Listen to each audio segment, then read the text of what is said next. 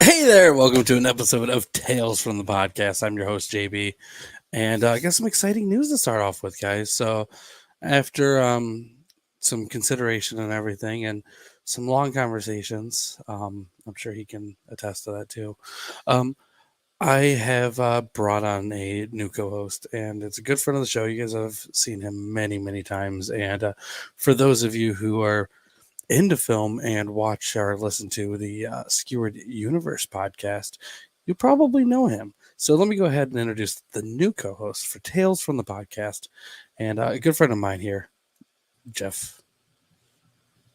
Hey, what's up? How's it going, man? Everybody. It's going, man. It's going. Glad to be a permanent part of the show now. Me too, man. I'm very excited to see all the things that I can do to kind of mess with you. But it's going to be very fun and interesting. Right? It looks like somebody might be tagging somebody else in here already. I don't know Carlos Cedars, but if you're watching, thanks for watching. Oh wow, there it goes. Right? So anyways, man, how have you been doing? What's going on new with you?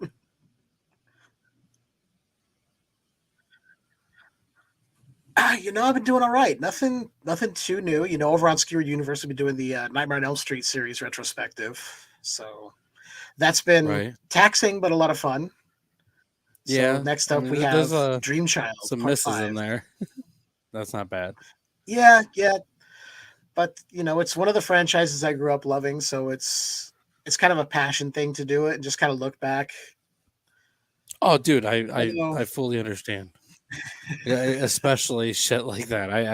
I truly understand. I mean, at least once a year I go through and I personally watch all the Leprechaun movies, which are significantly of lower quality. And I still think when he goes to space is the best. It's fun. It's the most fun, I think. I think it's the most fun. Right. The one in space. I agree completely. So anyways, man, so you're a new part of the show and everything, so I have to ask you, with all this, and there only being a few episodes of Tales from the Crypt left, but me really wanting to understand and kind of get into this a little bit more and dig in with you. Okay. What made you want to do this with me? Dude, every time I've been on here, it has been just a great, fun conversation, and when you threw the offer out there, I was like, do it once a week going forward, permanently, to just talk movies and shoot the shit. Yeah. Why the hell not? Well, I do appreciate it, man. I truly, truly do. that, and it's different enough from what I do over on Skewered Universe that it's like a breath of fresh air. Some people might be like, "That's a lot of podcasting." I'm like, "Yeah, but it's two different type of shows." Right. Plus, Skewered So, Universe isn't really on a strict schedule either. no, I keep trying to get it on a more strict schedule, but Oh, I'm sorry. I no, wasn't trying to hit like a touchy no, no, spot. no, no, no. You weren't. It's just a matter of getting things scheduled. You know, having guests, especially doing a series like right now, we have guests on it. I'm trying to work around their schedules because my schedule is basically free right now. Right. So Well, I mean, it could be worse. yeah, Well, I could be doing once a month when I'm trying to get more, well, content out there. But hey, I will guarantee you at least once a week. So, I'm excited to do it, man.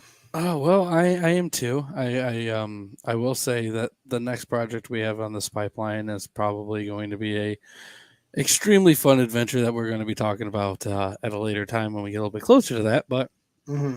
uh, I'm pretty sure you're probably completely stoked about that, just for the simple fact that you probably don't ever really get the chance to talk about that one. But it's gonna Yeah, be fun. if it's what I'm thinking you're talking about, I haven't even shown it to Leanne yet, so I'm curious to see what She she's going hasn't to seen it have to say. yet. Oh my god. I've Well, been I waiting mean, to bring it to her. you got two sides of it, man. With it, I mean, anybody you show, there is no in between. You Mm-mm. love it to fucking death, or you fucking hate it. Yeah, And it's kind of like when you try to introduce anybody to like the Mighty Boosh.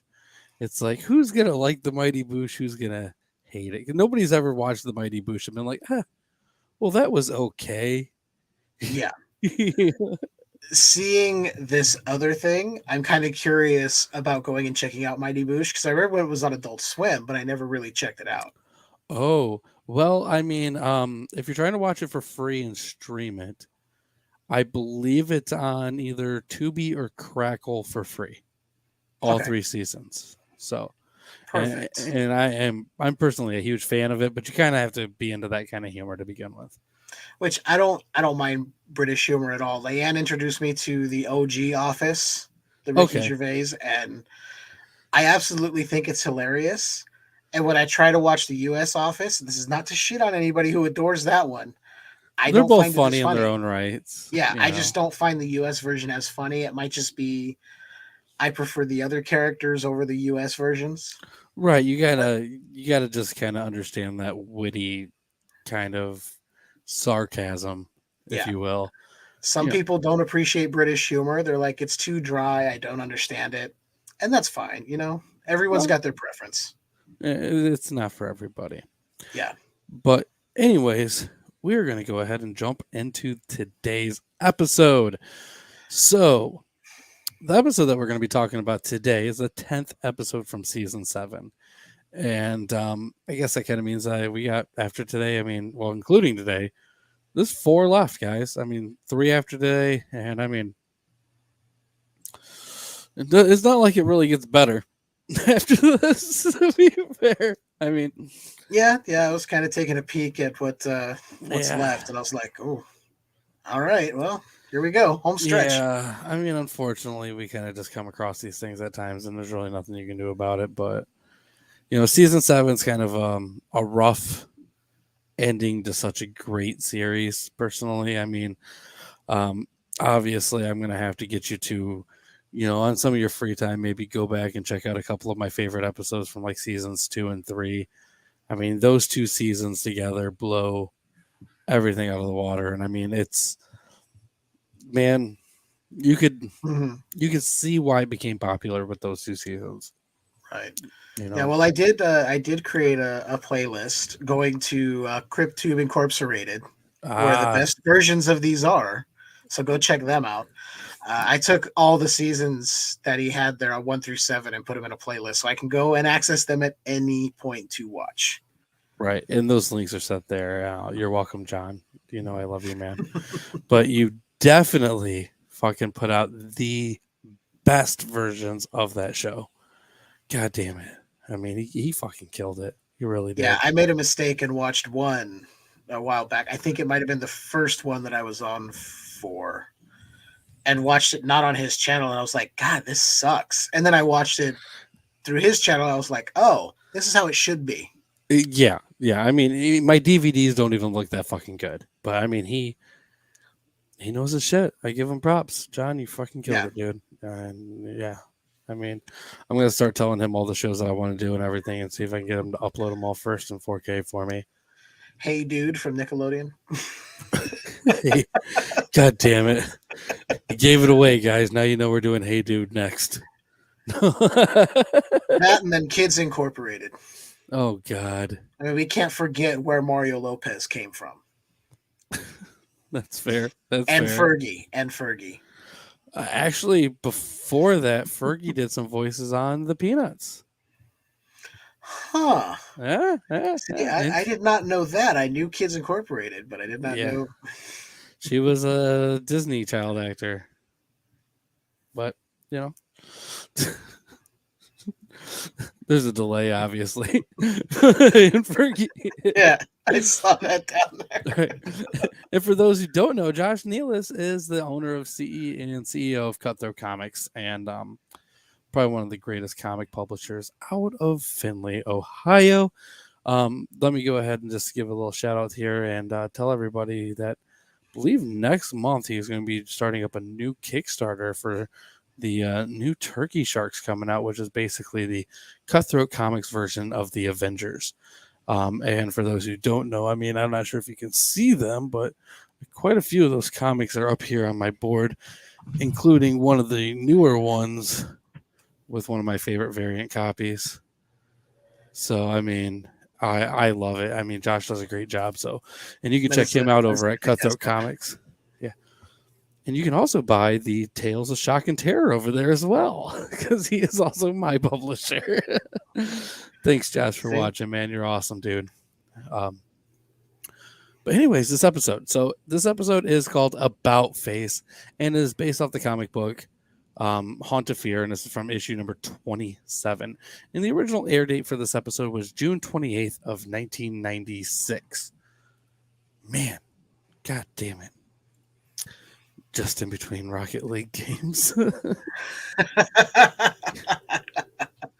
You wait. We're eventually going to have to do a little small conversation and talk about the Tales from the Crypt game show. God. Oh, yeah. I'm looking forward to that because until you mentioned that, I had no idea that was ever a thing. You know, almost 90% of people I've ever talked to have said that exact same thing.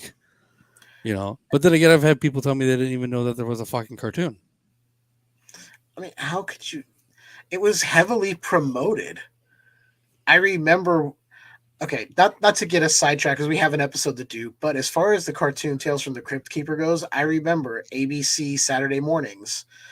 Sometimes, like Friday nights before the new season started, they would talk about all the new cartoons coming or the ones that were coming back with new seasons. Right. And I remember Tales from the Crypt Keeper being heavily promoted. Right. Well, I mean, you got to watch both aspects or think about both aspects of it too. So, Tales from the Crypt was 100% not a kid show. Oh, definitely. So you had a lot of adults that probably never watched or any cartoons at that time. So, you know, and the people that I talk to vary in age quite a bit. So, I mean, I can see how some don't, but I mean, it's still like, wow, there's still a lot that don't though. But this episode, man, we're going to go ahead and talk about it. About Face. This was directed by Thomas E. Sanders. And as far as his directing career, it started and stopped with this episode. You want to take a hit?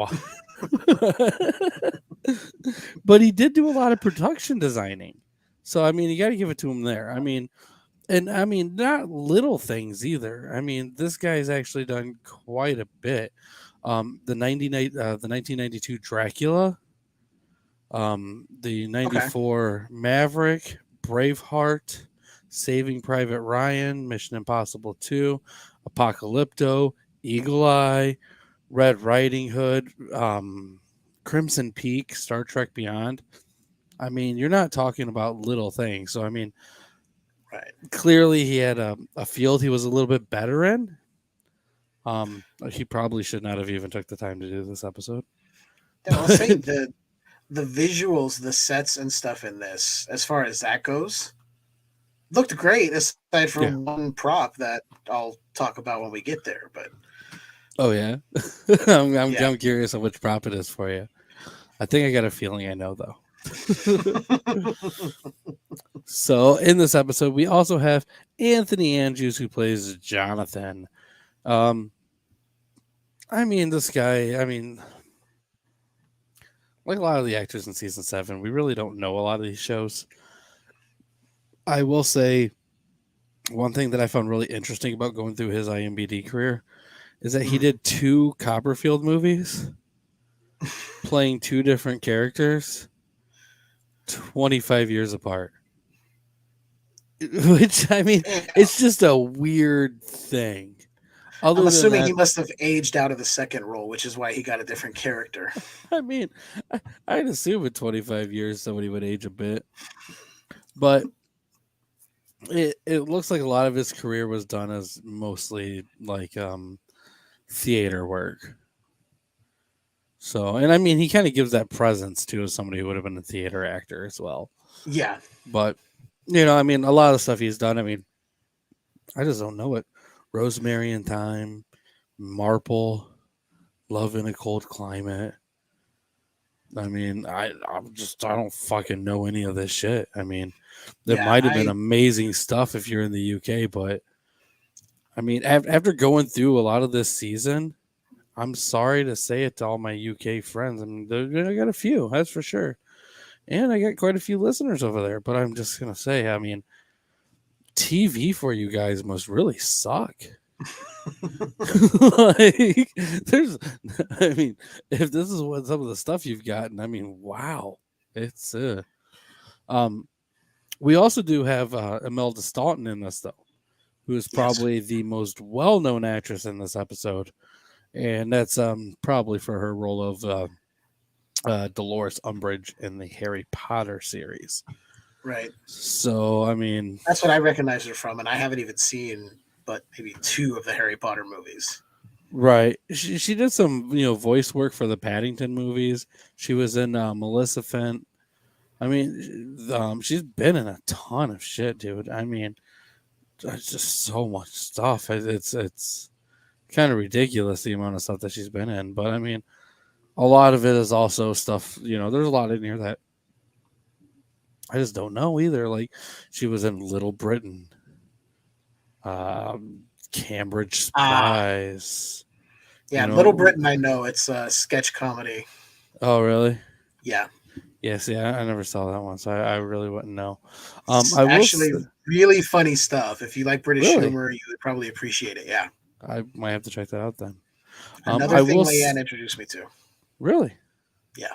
You got to tell me where you found that afterwards so I can go check it out. Yeah, definitely.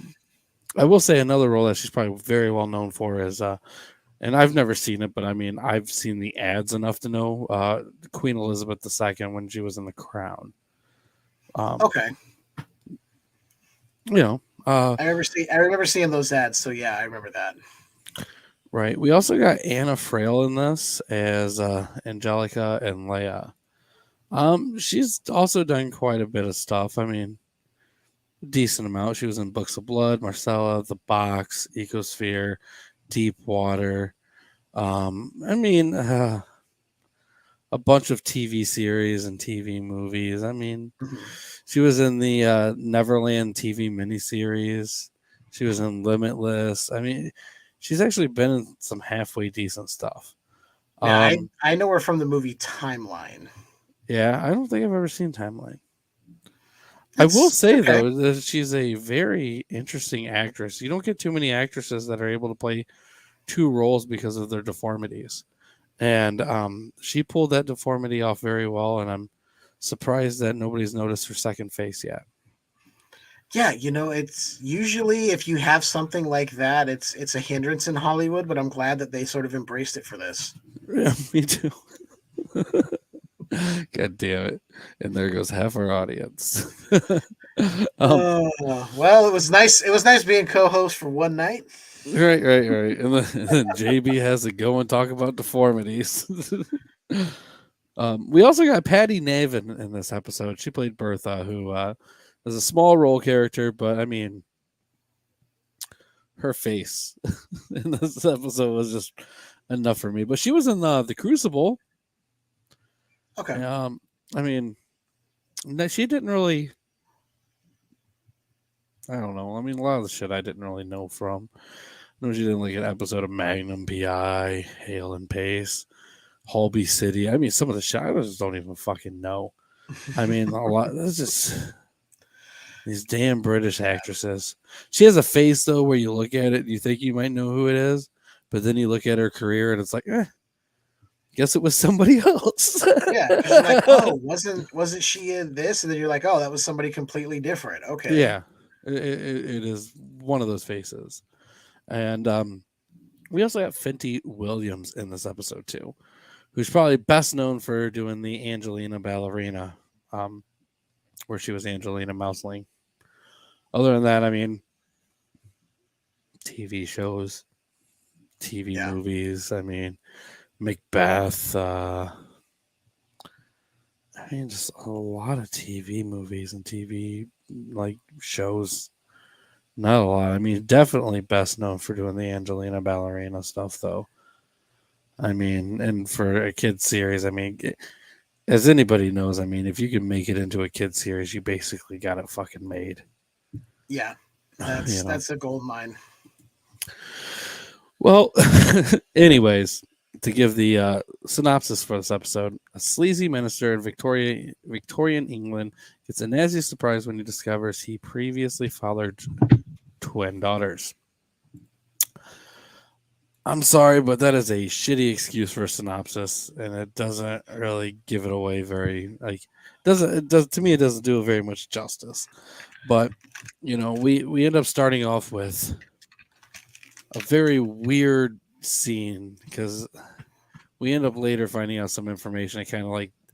It makes the beginning scene kind of seem very odd, but it basically seems like it opens up inside of a whorehouse. Yeah. And then we end up kind of like following it to the back room, and there's this chick giving birth, which I mean, that probably is common for a whorehouse. I'm not sure. Yeah, that's what I was thinking. I mean, if you've ever been in a whorehouse and seen somebody having to give birth, please let us know. I am greatly interested in that kind of information. I'm sure Jeff would be interested in it too. I mean, maybe not as much as me, but I'm very interested if that's what happens there. Yeah, I'm curious to know. But from there, we end up having a child that is born. And we don't really... Oh, excuse me.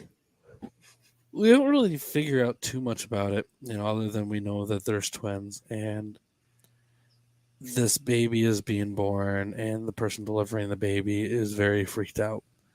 And we soon find out the mother died as well. Well, instantly we skip forward 16 years. And now we get the scene where the twins, or at least one of them, which I already forgot her fucking name, Angelica.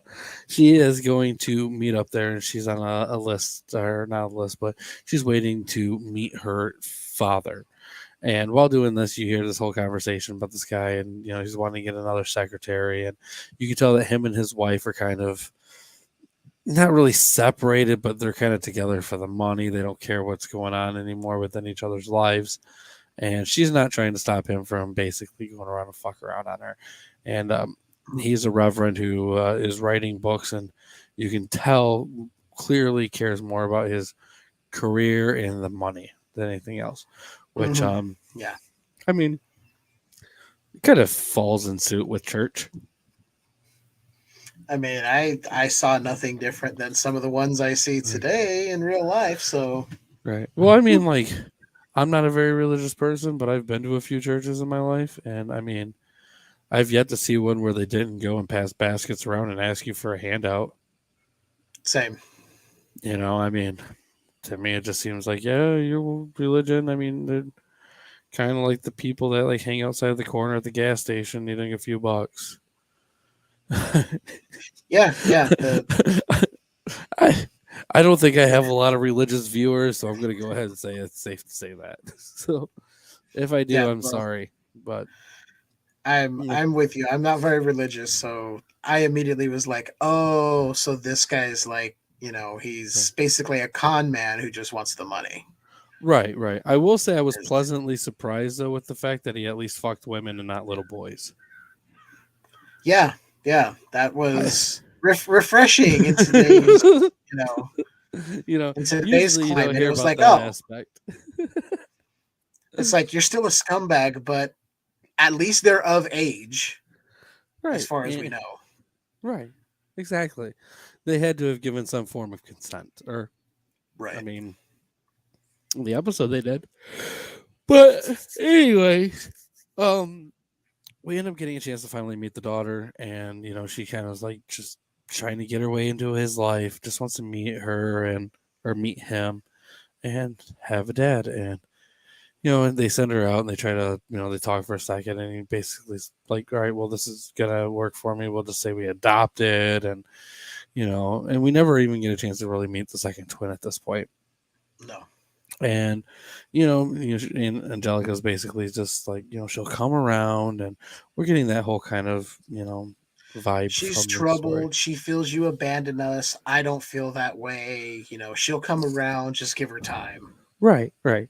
But I mean, probably shouldn't have. So anyways, moving the story along a little bit, we get to the point where um our first real scene of action is going to be happening, and we end up realizing that, well, before I get into that, we'll go ahead and say, like, because he's trying to figure out who her mother is or whatever, and we end up figuring out that she was a maid for him, which kind of surprises me at that point. So she's a maid for a religious family, a big church, and she ends up giving birth in a whorehouse. That's I don't know. I find it a very awkward way about going about it, but maybe she. I think what happened was they had an illicit affair. He knocked her up and then sent her away. So she was a maid there originally. He had Right, his way with her, and then once she got pregnant, he was like, "Oh well, you're tainted. Get out of here." right, but to work for the church and then be in a whorehouse the next time, I mean, it's quite the fucking jump. True, I mean, but it was we'll get probably the into. only place she could go I, without them telling everyone's secret about right, who it was, because nobody knew who the father was until she told the was woman about, during yeah, her until she baby. was about to die, and then she said Yeah, something. But anyway, we get to a scene where the father is finally getting a chance to meet with the secretary, and tries to get her to stay for a drink. She does. They end up having sex, and afterwards, that's when we get our little glimpse of Leia, who comes in and basically goes on a extremely religious rant and then murders her. And interesting story there. I mean, that was I mean, yeah, I think she played the character well when it came to that part.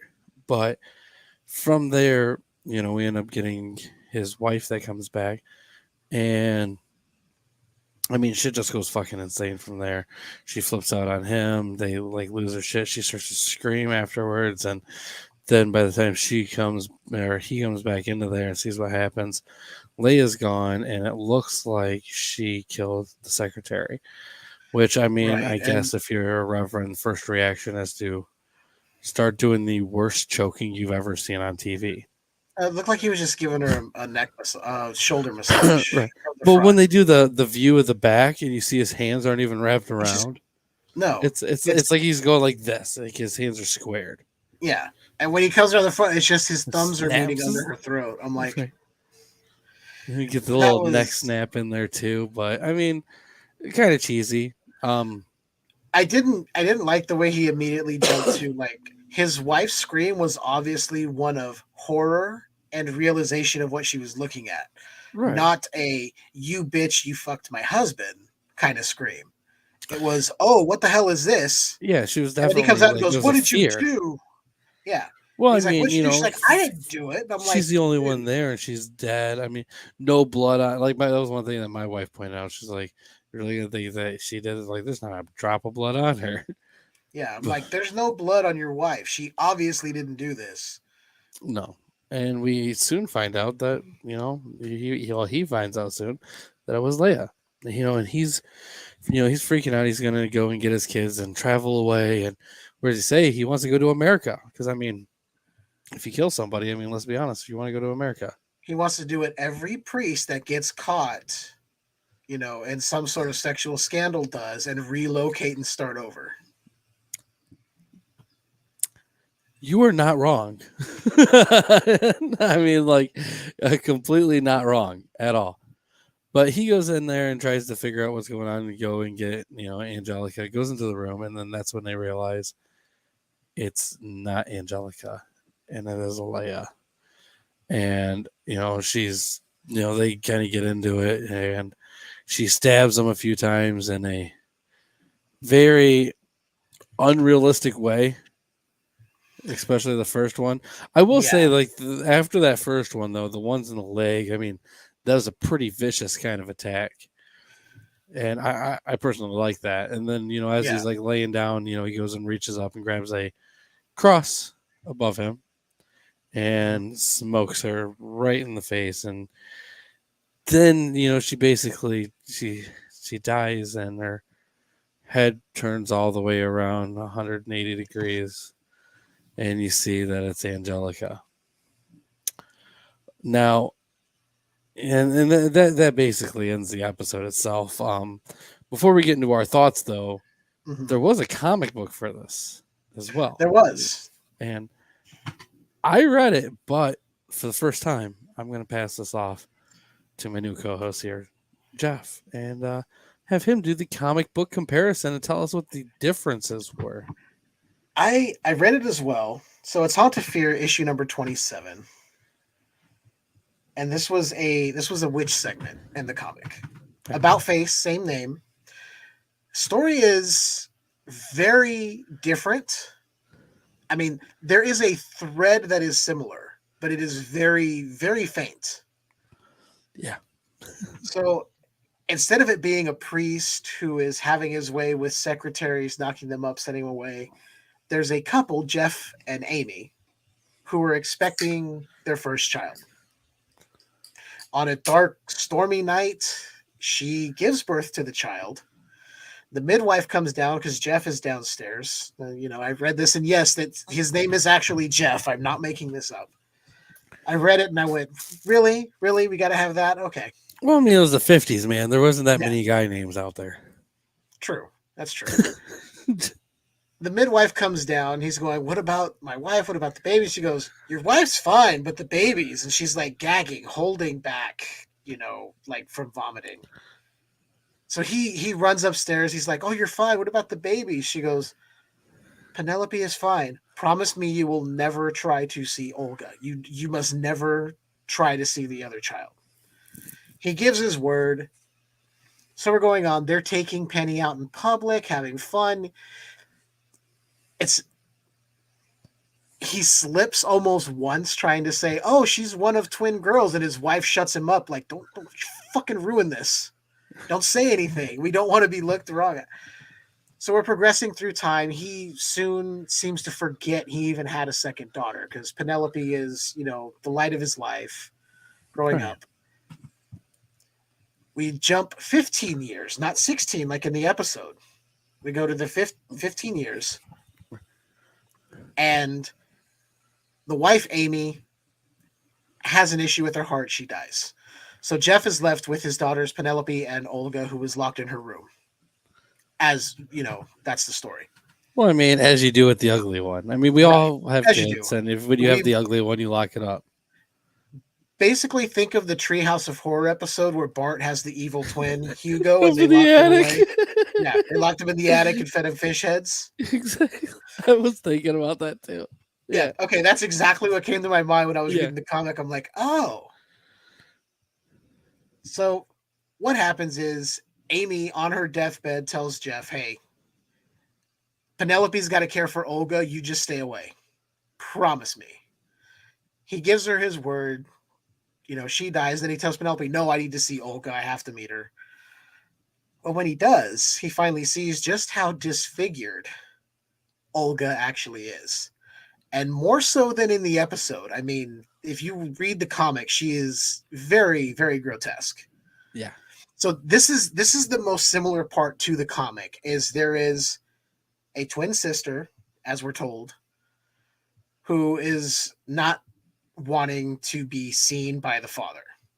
She's like, now the difference here is, whereas in the Tales from the Crypt episode, Leia is very religious. You're a sinner. You will pay for what you've done. God will smite you, this and that. Olga is angry at the world. You're going to lock me away. You're going to call me ugly. I hate everyone because they're going to see me and just judge me on my looks. Penelope's the only person that actually cares about me because she sees me for who I am inside. Right. Jeff Olga's tries not wrong, it. by the way. Yeah, Olga is not wrong, 100%. So Jeff decides he's going to take Olga out. They're going to go to the Nickelodeon down the block. He says, I won't be ashamed to see you in public. Meanwhile, and he's like, fuck, I got to do this just to save face with her, to make her think she's okay. Right. Ellie takes her out. People are visibly getting sick in the street. They're vomiting. She gets angry and claws a child. She mutilates a child. So instead of killing a secretary with a throat slit, we get her clawing chunks out of a child's face. Like, I will make you as ugly as me because of how you perceive me. And again, I'm on Olga's side throughout this entire story. Right. So we get back to the house. He's freaking out. He's like, I don't know what to do. He goes, well, wait a minute. Penelope are the only ones that know Olga even exists realistically. No one knows her name. They don't know she exists. He decides he's going to kill Olga. Grabs his gun, goes upstairs. She says, oh, you've got a gun. He goes, yeah, I'm going to end this. Penelope and I are going to live together. You're not going to be here. Well, and here's where we get a similar moment to the episode. He shoots the gun, kills her. But then he realizes that she slumps over, head turns, and we see Penelope's face on the back of her head. Right. And that's the show. So there's similar beats, but it is so different because it's a husband and wife trying to hide the fact that they had this twin daughter who is hideously deformed, as opposed to these daughters born out of an extramarital affair back in the day. Right. There's and more of a family aspect. Coming back. Right. There's a family aspect to it as opposed to this creepy priest having his way with women and knocking up the maid. And then the daughters coming back years later. Which they say 16 years later, so it's implied that the daughter that Angelica and Leia are 16 in this, correct? Yes. Okay. Because in the comic it came off very much that they were 15-year-old girls, so I wanted to make sure that I wasn't reading something incorrectly. No. You're right there. All right. But I will say, overall, I preferred the comic to the episode. The episode was, I mean, it's okay, but the comic, I think, the fact that she mutilated a child, and I'm not for child violence, that's not what I'm saying, but they didn't pull any punches. Whereas the Tales from the Crypt episode, they didn't even show you the throat slit. As soon as it started, it went out of frame. Right. Well, I mean, I think So it's the English thing and a loss of budget might have been to do with some of that. And I personally, I know it might not be everyone's favorite thing to hear, but I mean, child violence in a horror film or a horror TV show, other than just the shock value of it, definitely makes a situation way more intense than what it was, and definitely adds on to that horror. So, I mean, when you get something like that and something happens, and the villain, if you will, in the episode attacks a child, it's like, okay, well, if this person's gonna attack a kid, where is the fucking limits? And so I'm not gonna say I'm like, oh yeah, let's go kill our kids, but I mean, in TV shows and stuff, I mean, it definitely adds something. it ups the stakes. Oh, 100%. Definitely does. If you have the guts, sorry, I thought I heard somebody at my door. I'm like, what's going on? No. Getting a little paranoid. They're coming for me. No, if you have the guts in your TV show, your film, short film, whatever, to kill a child or assault a child to progress the story, like that's part of what's happening, I give you credit because so many times the children are off limits. Right. When that happens, I'm like, okay, the shackles are off. You give zero fucks. We're going full bore. Anyone is on the table. Right. And may I also go ahead and add in there, for those who don't know, a little spoiler alert, but if you go over to talesfromthepodcast.com, you can get a copy of Tales of Shock and Terror, where the story I wrote, they kill a child. So I really... It all comes back. It all comes back. Full circle there, full circle.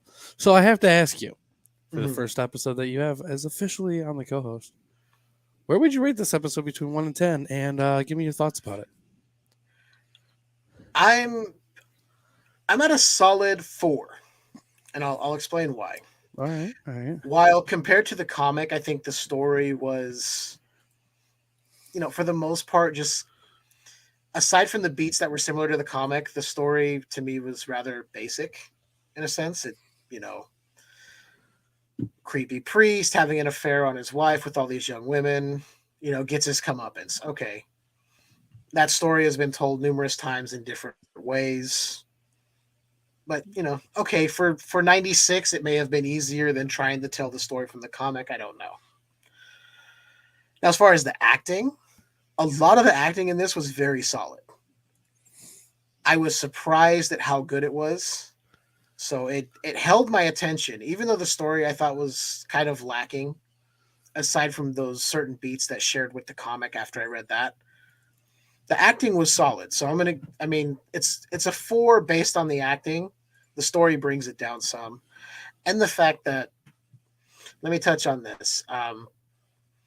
The effect, like I said, of the throat slit, if we would have got a little bit more of it, it looked good when she was laying on the couch, but I wanted to see a little bit more of it in action. So I don't know if maybe the effect just didn't work and they cut, or if they were having problems with it, whatever it is.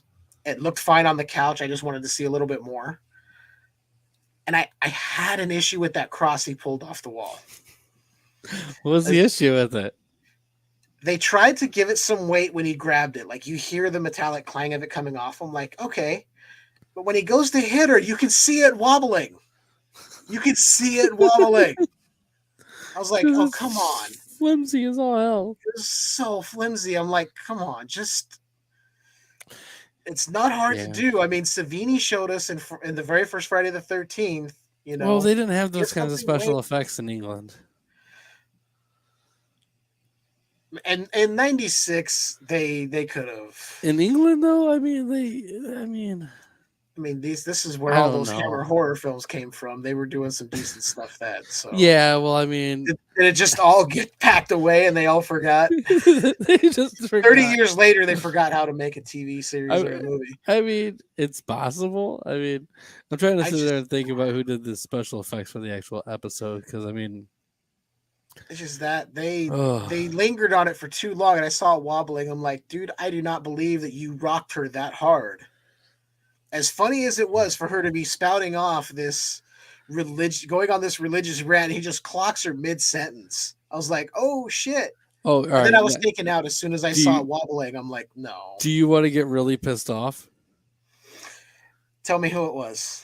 All right, the guy who did the props for the art department, John Allenby, who did work on 1984 Highlander, Underworld, Willow, but he couldn't figure out cross. I'm going to assume he was sick that day, and somebody else had the task of making that fucking cross. He did the Canterville Ghost. MacGyver. Alien 3.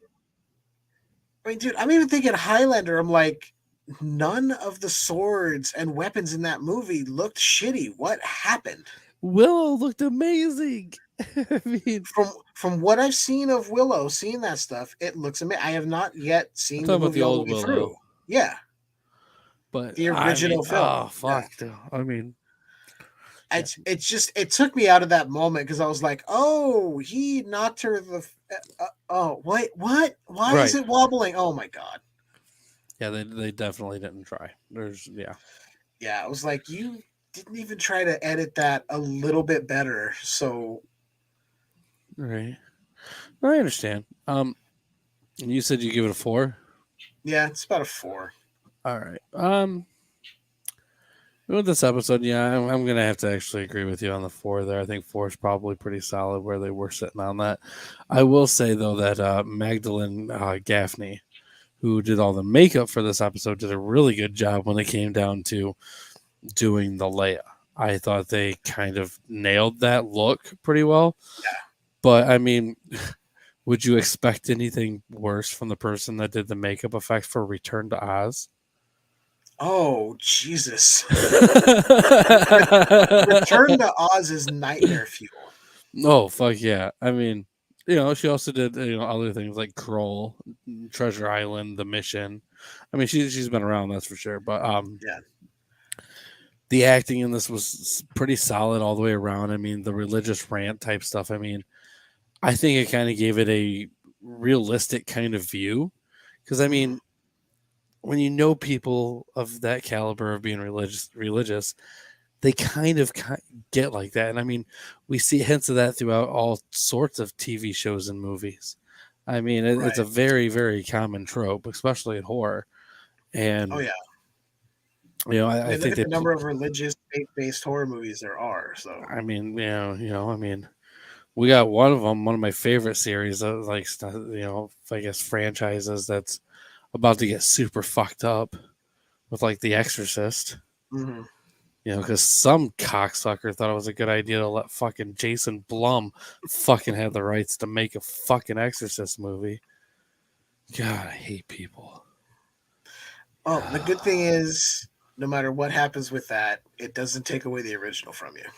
It does not take the original away. You are right there. But it, It's gonna be a stain on the franchise if it's dog shit, sort of like the Nightmare remake. right. Or like the So, Black Christmas remake. which one? Are we Black talking about the most Xmas. recent one? Yeah. Yeah. That 'Cause was what was also a Jason Blum movie. I remember you mentioning that. I still have not seen that one. I saw I believe it was 2009. The first remake at least has the same people in it. I saw Billy that is in it. one. Yeah, I saw that one before I saw the original, which I know is like blasphemous. And Well, I mean, both. I don't care what anybody says. I will stick to it that I think both those are actually pretty decent, I especially had for the one being a fun. remake. Yeah, I had fun with the remake. And then when I went back and I saw the original, I went, "Oh, the remake toned down a lot of shit." Yeah, it did. Because But the late, the original is God damn, uh, it's the rough. original is very much a horror exploitation film, Right? No, and it's that weird genre of 70s horror exploitation that I really love. Like it falls in there with movies like in my opinion, movies like The Baby. So just weird, crazy, like what the fuck is gonna happen next kind of shit. And I love that. right? No, I mean, I personally like the original a lot, just because, like, as far as like those horror kind of movies like that, I mean, as far as what I guess you could consider somewhat modern horror, I mean, Mhm. they basically that changed everything. That movie. Oh yeah.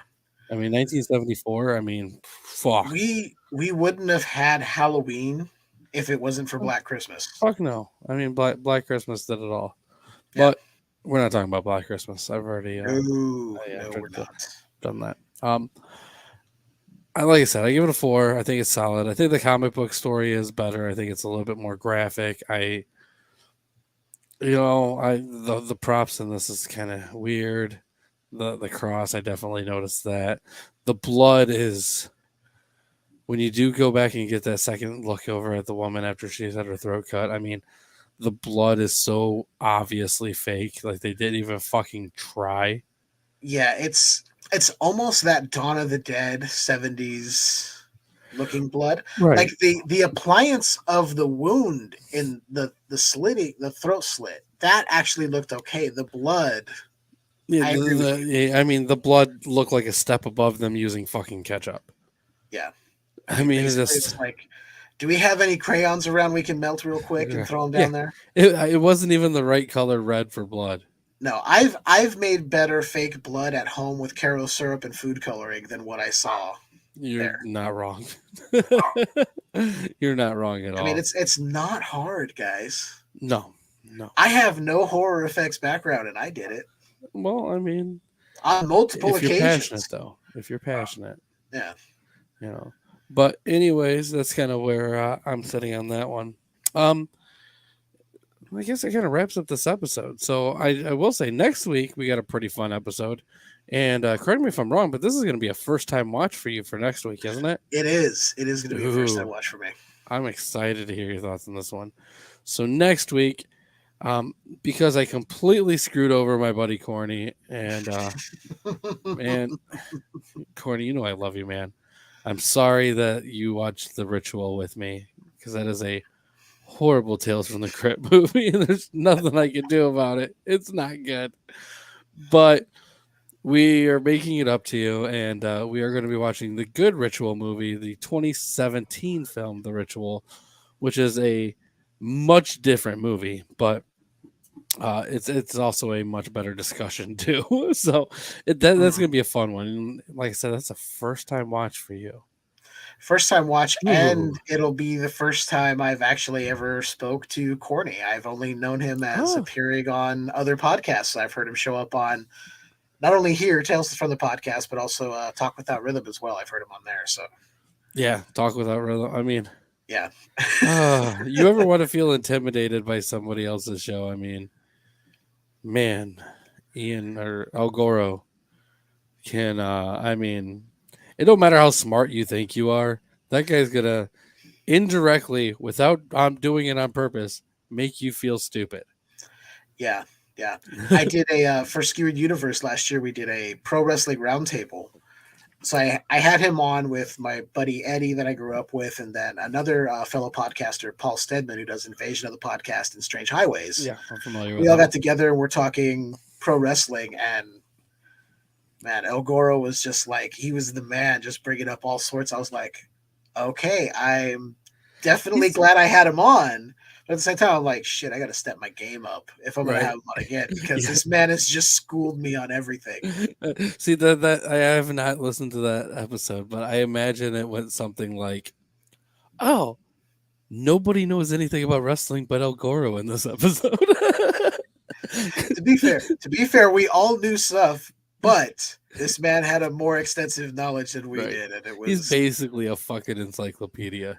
And on top of that, he's got the voice for it too. He It's like, well, does. Jesus. Right. It's like, you got the knowledge, you got the voice. Why aren't you making Joe Rogan money? Why am I not just like I should just quit podcasting? like, why am I even trying with people like him out? Fuck. He is a really good guy, and I mean, Oh yeah. I've had him on the show too. I will say he will give you the best advice you've ever had, though. And Oh yeah. he is honestly a great person, and I can't recommend his show enough. Like, if you are hardcore in the movies and really wanted to learn every fucking detail about something, check to see if he has an episode on it, because he is going to fucking just take you to town on it. And I mean, some of those episodes are long, but you will know everything about that movie, the social climate of the area, what was happening in politics there, why it was filmed a certain way. I mean, it's insane. That guy is way too smart for Even if he doesn't like a particular film, he still gives it the credit, and he talks about it in a way that kind of elevates it, even if he's like, I personally didn't care for it, but make your own opinion. This is how I felt, right. but here's information about what happened. And I still to this day listen to it. I mean, I'm behind on a ton of podcasts, I'll be honest. It's hard to stay caught up. personal issues last year kind of took me out of it for a little bit, but I'm trying to catch up. So I'm I in mean, even if you listen December. to them all the time, dude, you become friends with so many podcasters. Next thing you know, you got 15 shows on your thing, and it's like, man, I don't have 10 hours a day for this. Hmm. I mean, it Yeah, gets hard, and I mean, I do my best personally, but I mean, it gets to the point where it's like, okay, well, I like this movie, I like this one. I'm like, all right, I'm gonna have to forfeit these episodes because I want to listen to this one, and I only got so much time in my life. I will say Yeah. this: every job that I've had ever since I discovered podcasts, I have always listened to podcasts while working because it helps the day go by. It helps me concentrate. I try to, yeah. I've also been pegged as the weird guy because I'll be laughing at something because Right. some podcasts just hit you the right way. They go off on a tangent. Uh-huh. You And start laughing by yourself and you like, look all stupid. I don't know. I don't know if you ever listened to it's not going anymore. The old Drunken Zombie podcast was one that was No. notorious for making me laugh out loud. And people are like, "What are you laughing at?" I'm like, "It's a podcast. You wouldn't get it." They're like, I got some shows like that, but yeah, I "Yeah, know exactly what you're saying, dude. I mean, I get it, But then again, you also get the people out there that just listen all the time, no matter what. Like, Michael Ravenshadow, a really good friend of the show. mhm.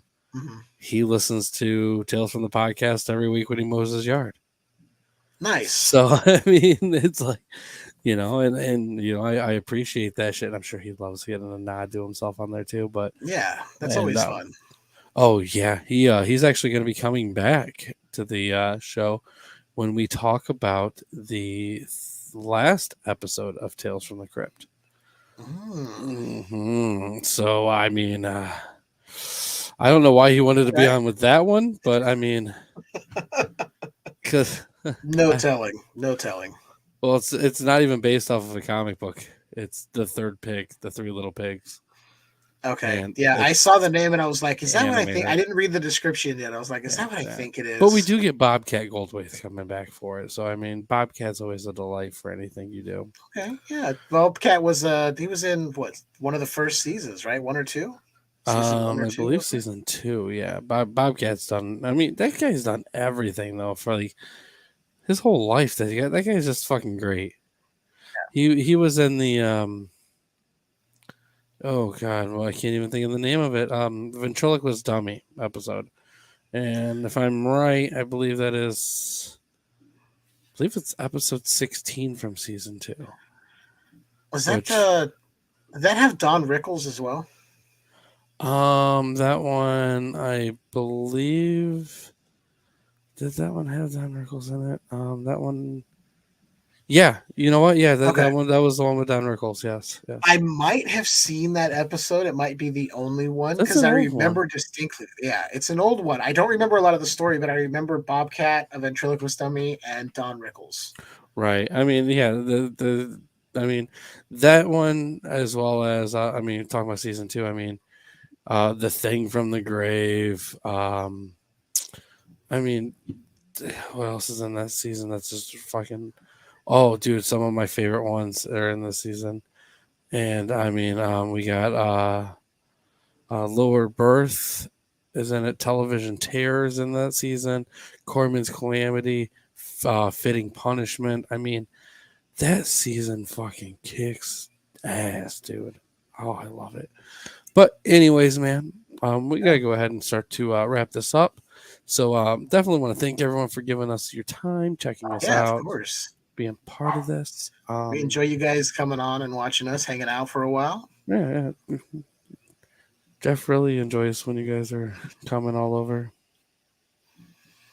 Yeah, I love it. I love it. But it's I'm excited to see where we're going to be taking this show. That's for sure. Yeah, definitely. Let's see what else do we have going on. I believe we got Cornywood next week with the ritual. I think that's really it. Obviously we'll be doing the last few episodes of Tales from the Crypt. After that, we got 11, 12, and 13. Obviously, you know about 13 being the Three Little Pigs. But the next episode of Tales from the Crypt is going to be episode 11 from season 7, and it's going to be Confession, which does have Eddie Izzard in it. Ah, okay. Yeah, Susie Eddie Izzard. Who I mean, I don't know, man. It's not a great episode. What can I say? I mean, some things just aren't the greatest. I mean, it happens. I mean, I was kind of hopeful there for a second. So I'm like, well, I've enjoyed Eddie Izzard's comedy, but Yeah. if you say that, I'm like, okay, I think I know what I'm in for. Yeah, well, I mean, I don't know. Eddie Izzard stuff, it's like,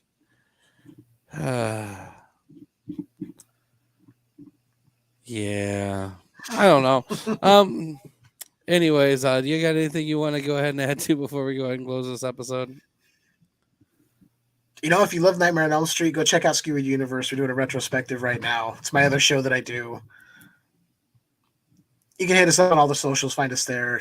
We got links and stuff. You guys can find it. But yeah, we're going through the original Nightmare on Elm Street series, starting with part 1, all the way up to Freddy versus Jason. We're not doing the remake because that's garbage, and it doesn't exist in this universe. So we're doing everything there. It's been a lot of fun. I've had Brian Wolford on to do part 3, Dream Warriors, from the Midnight Drive-In podcast, and recently just recorded with Chuck for Freddy's Dead, which is going to be coming up soon after we release our episode on the Dream Child. So nice.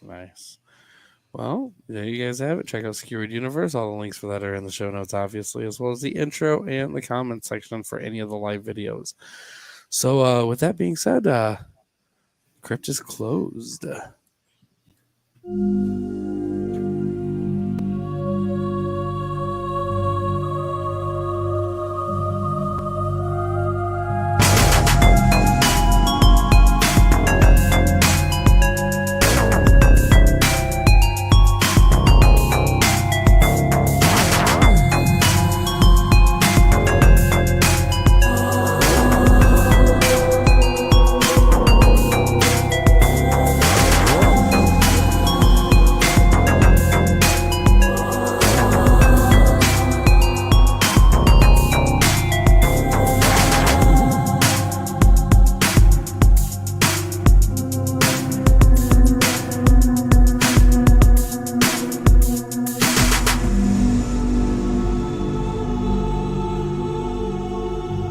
Thanks for listening, kiddies. You're all a scream.